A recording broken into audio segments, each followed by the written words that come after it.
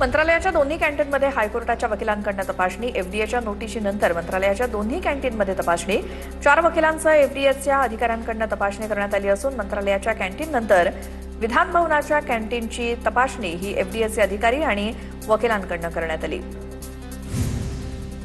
हायकोर्टातील canteen बंद करण्याची एफडीएची notice, Mumbai उच्च न्यायालयातील उपहारगृहाला सुद्धा एफडीएच्या कारवाईचा फटका।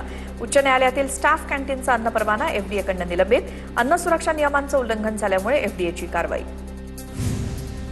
भिवंडीच्या गंगारामवाडी परिसरात धोकादायक 4 मजली इमारत कोसळली, बचाव पथकानं 9 जणांचे मृतदेह बाहेर काढले, घटनास्थळी एनडीआरएफकडून बचावकार्य सुरू। भिवंडी इमारत दुर्घटनेतील मृतांच्या नातेवाईकांना पंतप्रधान राष्ट्रीय मदत निधीतनं प्रत्येकी 2 लाखांची मदत जाहीर, दुर्घटनेतील जखमींना 50,000 रुपयांची मदत देण्याची घोषणा। भिवंडीतील इमारत दुर्घटनेवर पंतप्रधानांकडून दुःख व्यक्त। भिवंडीतील इमारत दुर्घटना अत्यंत दुर्दैवी, मृत कुटुंबियांच्या दुःखामध्ये आम्ही सहभागी, या प्रकरणात तत्काळ गुन्हा दाखल करून कारवाईचे आदेश। मुख्यमंत्री देवेंद्र फडणवीसांची एक्स पोस्ट। यांच्याकडून भिवंडीत दुर्घटनास्थळी पाहणी, परवानगी न घेता दुरुस्तीचं काम सुरू होतं, महाजनांची माहिती, मृतांच्या नातेवाईकांना आर्थिक मदत देण्याचं आश्वासन। भिवंडीतील कोहिनूर इमारत दुर्घटनास्थळी खासदार सुरेश म्हात्रेंकडून पाहणी, जुन्या इमारतींचा क्लस्टर योजनेत समावेश करावा, सुरेश म्हात्रेंची मागणी। 2014 मध्ये फडणवीसांनी मराठा समाजाला आरक्षण दिलं, महायुती सरकारनं मराठा समाजासाठी अनेक निर्णय घेतले, राधाकृष्ण विखे यांची प्रतिक्रिया। तर महाविकास आघाडी सरकारच्या काळात मराठा समाजाचं नुकसान, राधाकृष्ण विखेंचा आरोप। महिला बाल विकास विभागातील हिरकणी कक्षात मोठा भ्रष्टाचार, हिरकणी कक्षांसाठी निविदा प्रक्रिया न राबवता जेम पोर्टलवरनं साहित्य खरेदी, 1 पलंग 1,44,000 खरेदी, तर 25,000 मिळणाऱ्या एसीसाठी 1 लाख रुपये मोजले, संबंधित विभागाकडून कोणतीही चौकशी नाही। छत्रपती संभाजीनगरात एफडीएची भेसळयुक्त पनीर आणि तुपावरती धडक कारवाई, 3,12,000चा 950 किलो मुद्देमाल जप्त, अमोल दूध डेअरीचा परवाना निलंबित, तसंच लक्ष्मी डेअरीच्या 3 रिटेल दुकानांवर देखील कारवाई करत गाईच्या तुपाचा साठा जप्त। शालार्थ आयडी घोटाळ्यामध्ये जळगावच्या शेंदुर्णीतील दीपक गरुडला अटक, शिरपूरमधून पोलिसांनी अटक केली असून आरोपींना आसरा दिल्यामुळे मुलासह 3 साथीदारांचा आरोपी म्हणून समावेश। अहिल्यानगर शहरालगतच्या खासगी इंग्रजी शाळेत प्राचार्यानं 8 वर्षीय विद्यार्थ्याच्या हातावरती चावा घेतल्याचा प्रकार समोर, तर गळा दाबून काही सेकंद उंच पकडल्याचा देखील प्राचार्यावरती आरोप।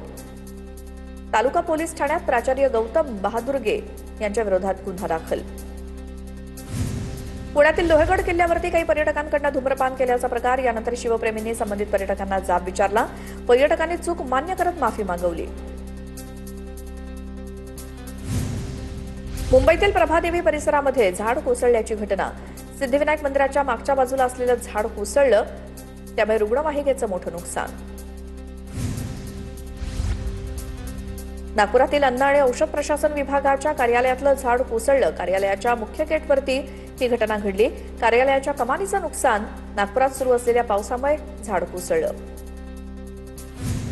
वाशिम वाळकी दोडकी मार्गावरती झाड उन्मळून पडलं, रस्त्यावरती झाड कोसळल्यामुळे काही काळ वाहतूक ठप्प। महाबळेश्वर तापोळा मार्गावरील खचलेला रस्ता 4 दिवसात दुरुस्त करत वाहतूक सुरळीत, रस्ता दुरुस्त झाल्यामुळे 105 गावांशी संपर्क, मुसळधार पावसामुळे हा मार्ग खचला होता।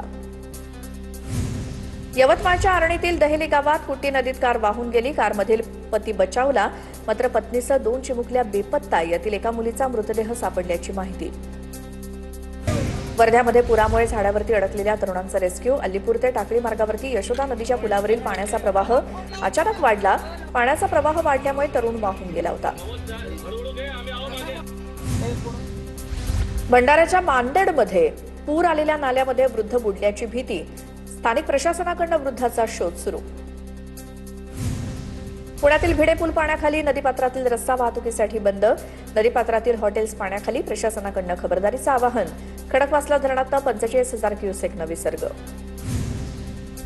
कोयना धरणाच्या वक्र दरवाजातून पाणी विसर्ग आणखी वाढवणार, संध्याकाळी 5 वाजले असून धरणाचे 6 वक्र दरवाजे, संध्याकाळी 5 वाजल्यापासून धरणाचे 6 वक्र दरवाजे 2 फूट उघडून 10,630 क्युसेकनं पाण्याचा विसर्ग होणार। कोयना आणि वारणा धरणातून केल्या जाणाऱ्या विसर्गामुळे सांगलीच्या दोन्ही नद्यांच्या पाणी पातळीत वाढ, कृष्णा आणि वारणा या दोन्ही नद्यांचं पाणी पात्राबाहेर पडलं। अकोला जिल्ह्यातील धामणा बुद्रुक मधील पठार नदीला पूर, पुलावरून पाणी वाहत असल्यामुळे वाहतूक पूर्णपणे ठप्प, 6 गावांचा संपर्क तुटला. चंद्रपूर जिल्ह्यात 2 दिवसांपासून सुरू असलेल्या संततधार पावसामुळे नदी नाले तुडुंब, तर पावसामुळे वर्धा नदीच्या पाणी पातळीत मोठी वाढ. गडचांतूर मार्गावरील भोयेगाव मार्ग वाहतुकीसाठी बंद.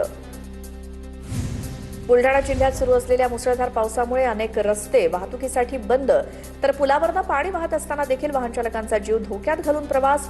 नागरिकांना सावधगिरी बाळगण्याचं प्रशासनाचं आवाहन. येळगाव येथील धरण भरल्यामुळे पैनगंगा नदीला पूर आला. बुलढाणा शहराचा पाणी प्रश्न मिटला. मलकापूर ते सोलापूर राज्य महामार्ग बंद.